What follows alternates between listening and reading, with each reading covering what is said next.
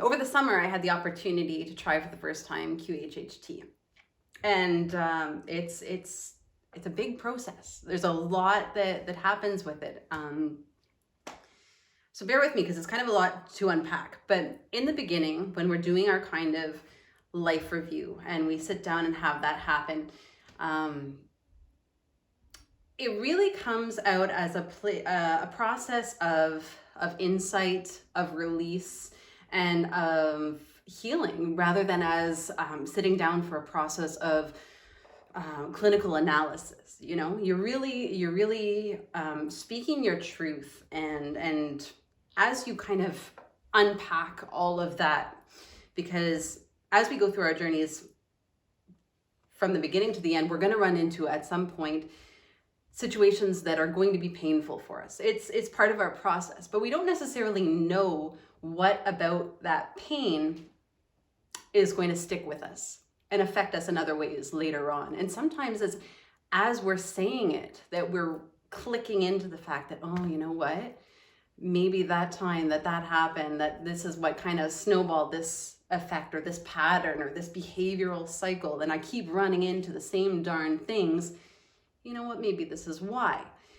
So I found that incredibly insightful because it helped me to be able to have kind of an overview of all that I had experienced and be able to identify these patterns, which you don't necessarily realize are patterns until you look at the whole.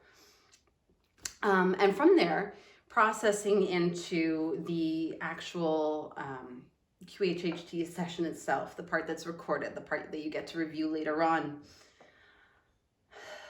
A lot of the things that were triggered as issues or unfortunate patterns or what have you during the life review came up during that session to help me understand why I had experienced those things, what I should have taken as a learning or a growth from those things, and how it could help me move forward in a different way.